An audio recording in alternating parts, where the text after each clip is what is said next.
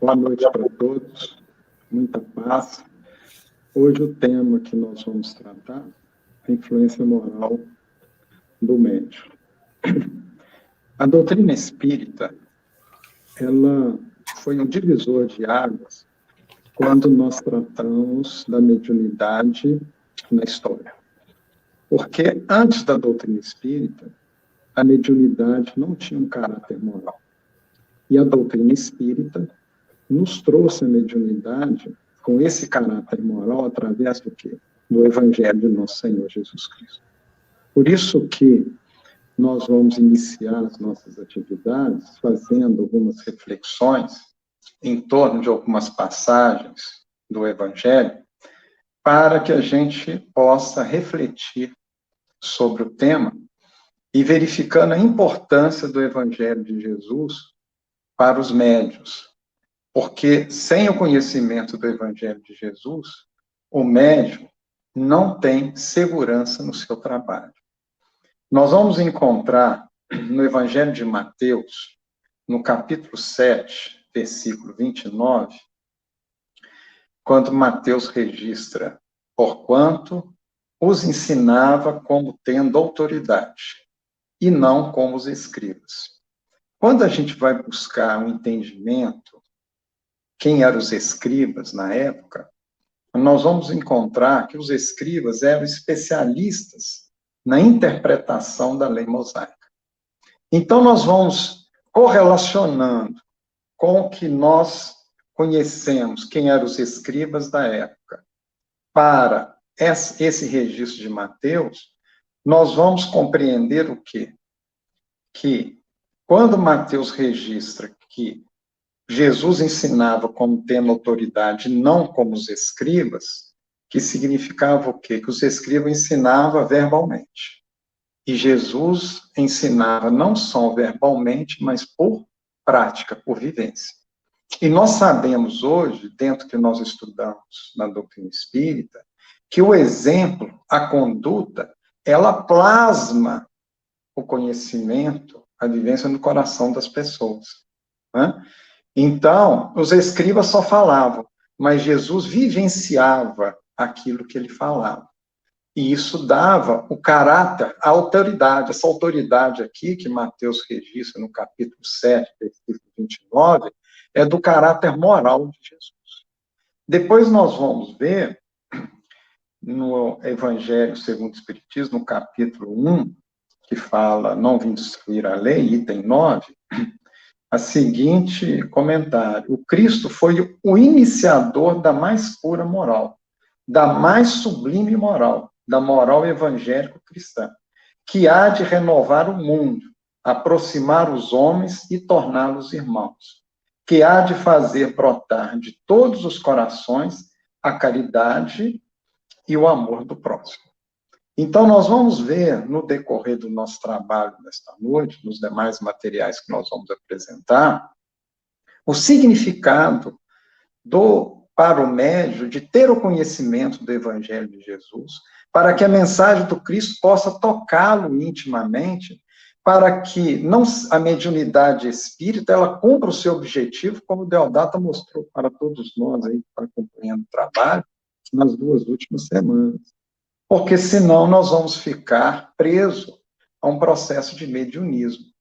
Não é a faculdade em si que define a mediunidade, mas o uso dela. Nós vamos viver isso na primeira pergunta que Allan Kardec faz aos espíritos, no capítulo 20 da influência moral dos médiuns, que nós vamos passar daqui a pouco para vocês.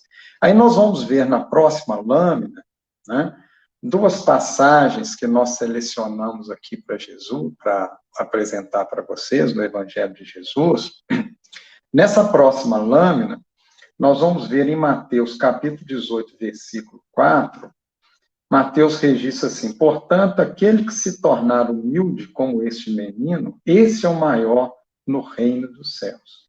Então, o capítulo 18, ele vem é o início do capítulo 18, que vem após o capítulo 17, que inicia sobre a transfiguração de Jesus no Monte Tabor, onde pega Pedro, Tiago e João, transfigura e conversa com Elias e Moisés, denotando para nós ali a mediunidade sublimada, que todos nós um dia iremos atingir.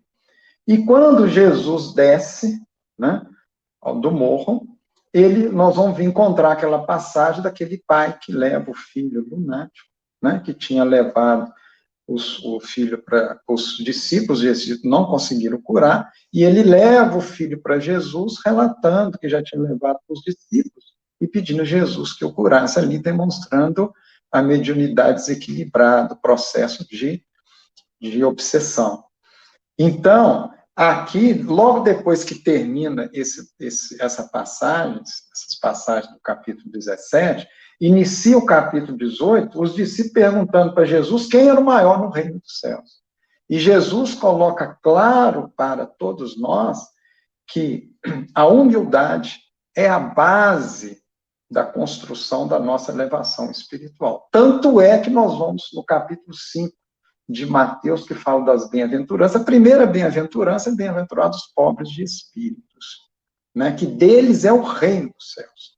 Então, é a concepção que quando nós chegamos em determinado momento para sentirmos pobre de espírito, ou seja, não precisamos ter a humildade para reconhecer em nós que nós não temos ainda a riqueza moral que nós precisamos conquistar. Por isso que Jesus coloca como primeira bem-aventurança.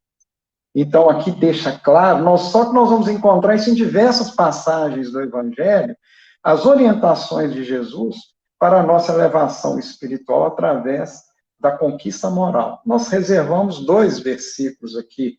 Agora, em Mateus 16 e 24, ele fala, se alguém quiser vir após mim, renuncie-se a si mesmo, tome sobre si a sua cruz e siga-me. Então, quando falo de renúncia aí, nós estamos falando de abnegação, né? Porque somente através dessa renúncia de si mesmo, essa abnegação, que é a virtude cultivada, que desativa paulatinamente, enfraquece o egoísmo, que nós vamos caminhar para a nossa moralização. Esses fundamentos, né, que vai nos proporcionar o caminho seguro para a nossa moralização e um trabalho mediúnico seguro, conforme preceitou os princípios espíritas, que nós vamos, no decorrer de outras lâminas, verificar. Inclusive, uma das últimas lâminas, vocês vão verificar que Emmanuel fala que uma das preocupações principais dos benfeitores espirituais que regem a humanidade é sublimar, né, a nossa faculdade mediúnica, porque nós temos que ampliar o entendimento de mediunidade. Nós não devemos circunscrever que mediunidade, o exercício da mediunidade é naquele momento que nós estamos na reunião mediúnica, uma vez por semana, no centro espírita, geralmente de 1h30, 2 horas. Nós ainda temos muito, devido às nossas condições morais, ainda estar numa reunião mediúnica, precisar de sofrer a indução magnética dos nossos benfeitores espirituais para que nós possamos ser, eventualmente, um instrumento útil. Mas o objetivo é que onde nós estivermos, né, durante o plano físico, durante o momento de vigília, e também na espiritualidade, no momento do desdobramento do sono físico, mas vamos colocar aqui no momento de vigília, né, onde nós estivermos, nós temos que avançar nessa mediunidade intuitiva para saber o momento que nós precisamos ser instrumento do bem. Aonde nós estivermos, na família, no trânsito, no trabalho, para que a verdade, justiça e o amor manifeste pelas nossas ações, manifeste pelos nossos sentimentos, para que a gente possa ser a luz do mundo e o sol da terra.